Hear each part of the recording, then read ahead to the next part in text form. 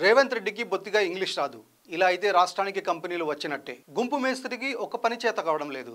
ఇక రాష్ట్రం బాగుపడ్డట్టే. హైడ్రా పేరుతో సర్వనాశనం చేస్తున్నారు. హైదరాబాద్ అభివృద్ధి సంగతి మర్చిపోవచ్చు. తెలంగాణ సీఎం రేవంత్ రెడ్డి మీద ప్రతిపక్షాలు చేస్తున్న ప్రచారంలో ఇవి కొన్ని కామెంట్స్ మాత్రమే. అధికారంలో ఉంది రేవంత్ రెడ్డి, ప్రతిపక్షంలో ఉంది బీఆర్ఎస్. కానీ main stream media, social media మేనేజ్మెంట్లో సీఎం రేవంత్ రెడ్డి తేలిపోతున్నారేమో అనిపిస్తుంది. కారణం, ఆయన చేస్తున్న పనులకు అనుకూల ప్రచారం రాకపోగా నెగిటివ్ క్యాంపెయిన్ మాత్రం గట్టిగా జరుగుతుంది. ఇదే కంటిన్యూ అయితే భయాలు, అపోహలతో తెలంగాణ మరో యూపీ, బీహార్లా మారిపోతుందేమోనన్న అనుమానాలు పెరిగిపోతున్నాయి.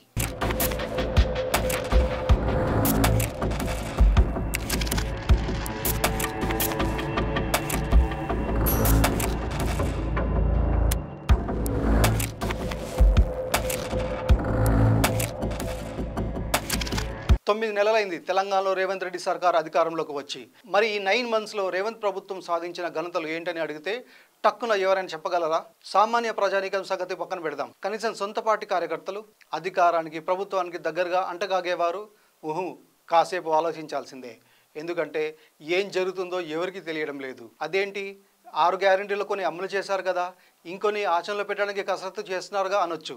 వాటి గురించి చెప్పమంటే మాత్రం కాసేపు తడుముకోవాల్సిందే. కారణం, పని చేయగానే సరిపోదు, దానికి తగ్గ పబ్లిసిటీ చేసుకోవడం కూడా తెలిసి ఉండాలి. అప్పుడే మన పనితనం గురించి జనాలకు వెళ్ళేది. అందుబాటులో ఉన్న ప్రతి ప్లాట్ఫామ్ను వాడుకుంటేనే అన్ని వర్గాలకు చేరువయ్యేది. లేకపోతే అంతే సంగతులు.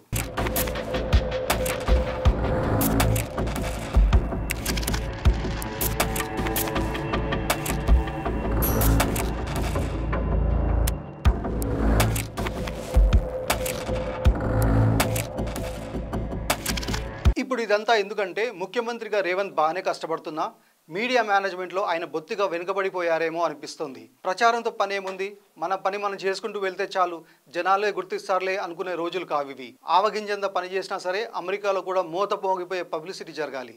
అప్పుడే వావ్ అనే రియాక్షన్ వచ్చేది. లేకపోతే జనాల దృష్టిలో చేతగాని వారిలాగా మిగిలిపోవడమే. జనరల్ పబ్లికే రీల్స్, సోషల్ మీడియా అంటూ రీచ్లతో రెచ్చిపోతుంటే ప్రభుత్వాలకు ఇంకెంత నెట్వర్క్ ఉండాలి. అధికారంలో ఉన్నవారు వాటిని ఎంత సమర్థంగా వినియోగించుకోవాలి. కానీ రేవంత్ రెడ్డి ఇక్కడే వెనుకబడిపోయారు.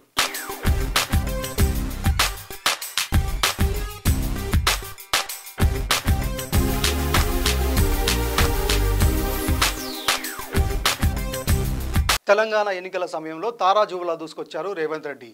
అప్పటికే కేసీఆర్ ప్రభుత్వం మీద ఉన్న వ్యతిరేకతను తన దూకుడుతో క్యాష్ చేసుకున్నారు. అదిరిపోయే స్పీచ్లతో కేసీఆర్, కేటీఆర్, హరీష్ రావులకు సమాధానం చెప్పగల ఒక్క మగాడంటూ సెపరేట్ ఫ్యాన్ బేస్ పుట్టుకొచ్చింది రేవంత్కు. వాగ్దాటి, హామీలు ఎలా ఉన్నా రేవంత్ క్రేజ్ను అమాంతం పెంచడంలో మీడియా, సోషల్ మీడియాది కీ రోల్. రేవంత్ ప్రతి మాట వైరల్ అయింది. న్యూస్ ఛానల్స్ డిబేట్స్ పెడితే రేటింగ్స్ దూసుకుపోయాయి. రేవంత్ చేతిలో ఎన్ని తిట్లు తిన్నా సరే రేటింగ్లకు మరిగిన ఛానల్స్ ఆయన క్రేజ్ను వాడుకోవడానికి అస్సలు మొహమాట పడలేదు. ఎన్నికల్లో నా గెలుపుకి మీడియా, సోషల్ మీడియాలు ముఖ్య పాత్ర పోషించాయని రేవంత్ స్టేట్మెంట్ కూడా ఇచ్చారు. మరి అధికారంలోకి వచ్చాక ఏం జరుగుతుంది? రేవంత్ మీడియాను సైడ్ లైన్ చేశారా, లేకపోతే మీడియా రేవంత్ను పట్టించుకోవడం మానేసిందా అంటే 2 జరుగుతున్నాయి. ఇది చేస్తున్నా, అది చేస్తున్నా అంటూ సీఎం హోదాలో రేవంత్ చెప్పడమే తప్ప అమలవుతున్న పథకాలకు బొత్తిగా ప్రచారం జరగట్లేదు. పైగా ఊహించని విధంగా చేసే పనుల్లో గుడ్డు మీద ఈకలు పీకడం ఎక్కువైంది. అవసరమైన సమాచారం ఇవ్వకపోగా అనవసర ఆరాలు తీస్తూ తెలంగాణ ప్రభుత్వం మీద వ్యతిరేకత అభిప్రాయం క్రియేట్ అయ్యే వాతావరణం కనిపిస్తుంది.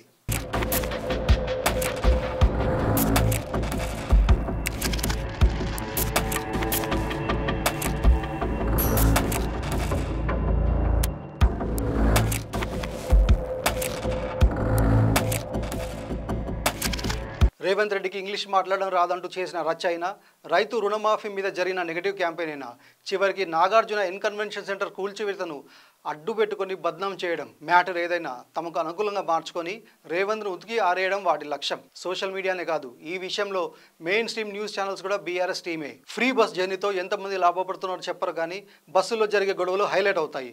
రుణమాఫీ ఎంతమందికి జరిగిందో వెల్లడించారు కానీ ఎక్కడో చేసిన ఆందోళన తీవ్ర స్థాయిలో ఫోకస్ అయింది. కబ్జాలకు గురై ప్రభుత్వం తిరిగి దక్కించుకున్న ల్యాండ్ గురించి చెప్పరు కానీ టార్గెట్ చేసి మరీ కొడుతున్నారంటూ హైడ్రా చర్యల మీద హడావిడి చేస్తారు. ఇలా ఒకటేంటి, రేవంత్ రెడ్డి తీసుకునే ప్రతి నిర్ణయం మీద ఇదే రచ్చ. అంతెందుకు, పెట్టుబడుల విషయంలో కేటీఆర్ని మించిన వారు లేరనే విషయాన్ని గట్టిగా చెప్పడంలో అయినా పిఆర్ మీడియా ఎంతో సక్సెస్ అయిందో కొత్తగా చెప్పనక్కర్లేదు. ఐటీ మంత్రిగా కేటీఆర్ని తప్ప ఎవరిని ఊహించలేమని సోషల్ మీడియాలో జరిగిన హంగామా అంత త్వరగా మర్చిపోతామా? శ్రీధర్ బాబు కూడా ఐటీ మంత్రిగా కంపెనీలను ఆకర్షిస్తున్నారు, ఇన్వెస్ట్మెంట్స్ తెస్తున్నారు, కానీ అది జనాల్లోకి వెళ్ళడం లేదు. కాంగ్రెస్ ప్రభుత్వం మాత్రం మేము పబ్లిసిటీ చేసుకోమనే ధోరణిలో ఉంది. ప్రచారం ఎందుకు చేసుకోవాలనే అభిప్రాయం దగ్గరే ఆగిపోతున్నారు తప్ప పబ్లిసిటీ చేసుకోకపోతే ఎంత నష్టం జరుగుతుందనే ఆలోచన మాత్రం చేయట్లేదు.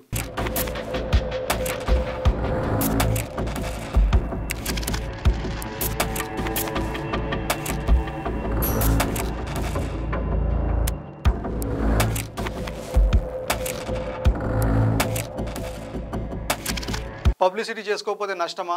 అదెలా అంటే నిజం గడప దాటిలోపు సామెత తెలుసుగా, అది ప్రాక్టికల్గా రిపీట్ అవుతుంది. తప్పుడు ప్రచారాలు, వ్యతిరేక వార్తలకు అడ్డుకట్ట వేయకపోతే జనాలు అవే నిజమని నమ్మే ప్రమాదం ఉంది.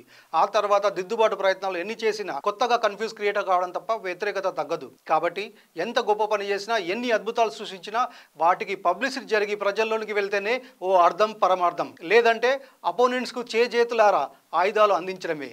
ఆ తర్వాత యుద్ధం చేయడానికి ఎంత శక్తి కూడు తీసుకున్నా నో యూస్.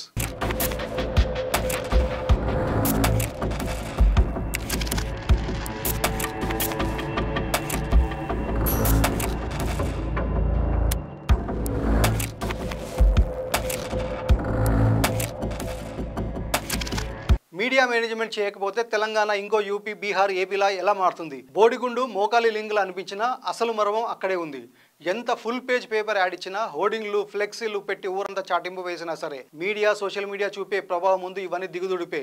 ఈ రెండు చేతిలో ఉండి కంట్రోల్లో ఉంటేనే ప్రభుత్వాలు సేఫ్ జోన్లో ఉంటాయి, లేకపోతే అంతే సంగతులు. మరి రేవంత్ రెడ్డి ఇప్పటికైనా ఈ విషయాన్ని పసిగడతారా?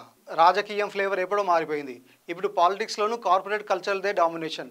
జెండా పట్టుకొని ఊళ్ళో హడావిడి చేసే కార్యకర్తల కన్నా సిస్టమ్ ముందు కూర్చొని కీబోర్డ్తో రాతలు రాసే వారికే డిమాండ్. వీళ్ళకి ముద్దుగా కీబోర్డ్ వారియర్స్ అని పేరు కూడా పెట్టుకున్నాయి పార్టీలు. ఫోన్, ల్యాప్టాప్ ముందేసుకొని ఎక్కడో కూర్చొని ప్రపంచాన్ని ప్రభావితం చేస్తున్నారు ఇలాంటి వారంతా. అందుకే మీడియా ప్రభావాన్ని తక్కువ అంచనా వేయడానికి వీల్లేదు. జస్ట్ అలా 9 నెలలు ఫ్లాష్ బ్యాక్లోకి వెళ్తే అధికారంలో ఉన్న 10 సంవత్సరాలు కేసీఆర్, కేటీఆర్ మీడియాను ఎంత కంట్రోల్ చేశారో, తేడా వస్తే తోకలు ఎలా కట్ చేశారో అందరికీ ఎరుకే. ప్రెస్ మీట్ పెట్టినా సరే వీళ్ళు చెప్పింది వాళ్ళు వినాలే తప్ప విలేకరులు ప్రశ్నలు అడగడానికి ఆస్కారం లేదు. పొరపాటున ఏదైనా సందేహం వస్తే మాటలతో ఎదురుదాడే లేదు, నిర్లక్ష్యంతో కూడిన అహంకారపు స్టేట్మెంట్లు. అయినా సరే అవే పరమప్రసాదం అన్నట్టు వివరించడం మీడియాకు అలవాటైపోయింది. కాదు అలా ట్యూన్ చేశారు అప్పుడు ప్రభుత్వ పెద్దలు.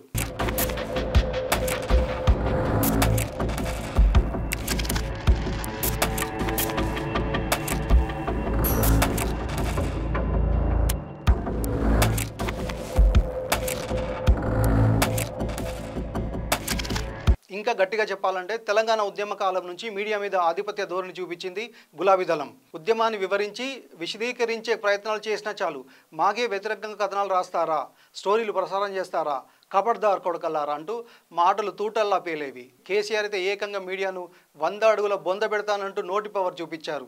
ఆంధ్ర మీడియా ముద్ర వేసి తనకు వ్యతిరేకంగా ఉన్నాయనుకున్న మెయిన్ స్ట్రీమ్ న్యూస్ ఛానల్స్ను బ్యాన్ చేసి పారేశారు. తర్వాత ఓ ఛానల్ను తన వాళ్ళ చేత కొనిపించి తనకు అనుకూలంగా ప్రచారం చేయించుకోవడం మొదలుపెట్టారు. మిగిలిన మీడియా మొత్తాన్ని తమ వాళ్ళతో మేనేజ్ చేశారు. అధికారంలో ఉన్నన్ని రోజులు దాదాపు మీడియా అంతా బీఆర్ఎస్కి గులాంగిరి చేసింది. కేసీఆర్కి వ్యతిరేకంగా అతను ప్రసారం చేస్తే మా భవిష్యత్తు ఏమైపోతుందనే భయంతో వణికిపోయాయి మీడియా సంస్థలు. గులాబీ పార్టీ పెద్ద బాస్, చిన్న బాసులు చెప్పిందే వేదం.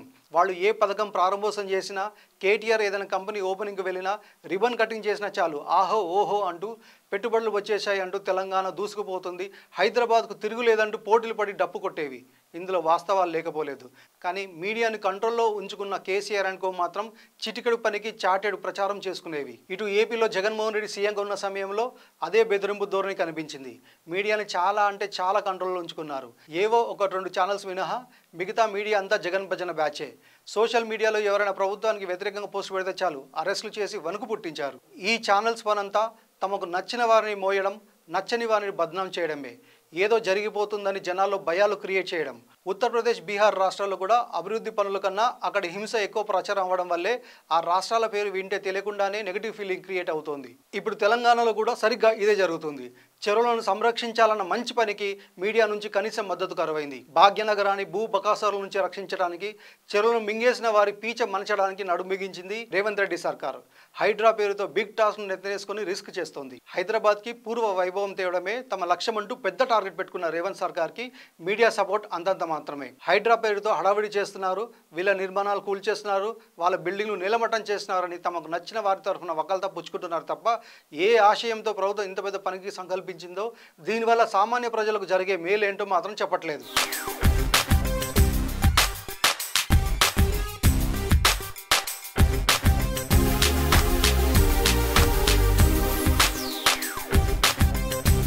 కుదిరితే అవగాహన కార్యక్రమాలు చేపట్టి జనాల్లో చైత్యం తేవాల్సింది పోయి రచ్చ చేసి భయపడుతోంది. హైడ్రాది ఒట్టిడ్ హైడ్రామా, ఎన్ని రోజులు చేస్తారు ఈ హడావిడి, ఎవరో ఒక రోజు మేనేజ్ చేస్తే అన్ని పక్కన పడేస్తారు లాంటి నెగటివ్ కామెంట్స్, స్టోరీలు తప్ప రేవంత్ రెడ్డి సర్కార్కు పాజిటివ్ సపోర్ట్ మాత్రం జీరో. బహుశా తాను చేస్తున్న మంచి పనులకు కనీస ప్రచారం దక్కాలంటే రేవంత్ రెడ్డి సైతం మీడియాను కంట్రోల్లో తెచ్చుకోవాలేమో. మెతకతనం పక్కన పెట్టి జూలు వీధులించి పంజా దెబ్బ వేస్తే గానీ అదుపులోకి రారేమో. వార్తలు కనిపించని కొరడా దెబ్బలు పడితేనే మీడియా మాట వింటుందేమో. అలాగని ప్రభుత్వాలకు లొంగిపోయి సాగిల పడమని ఎవరు చెప్పట్లేదు. ప్రతిదానికి బాకా ఉదమని కాదు. కనీసం ఫోర్త్ ఎస్టేట్, ప్రజాస్వామ్యంలో కనిపించిన నాలుగో సింహం మేమే అని చెప్పుకునే మీడియానే ప్రజా ప్రయోజనం చేకూర్చే గవర్నమెంట్ ప్రోగ్రామ్స్కు సహకరించకపోతే ఎలా అన్నదే అసలు ప్రశ్న. తాము వత్తాసు పలికే పార్టీలకు అనుగుణంగా తమకు ప్యాకేజీలు ఇచ్చిన వారికి ఆనందం కలిగించేలా పనిచేస్తే చాలా, మిగిలినవన్నీ అలా గాలికి వదిలేస్తారా అని వినిపించే మాటలకు ఆ మీడియా వాళ్ళే సమాధానం చెప్పాలి.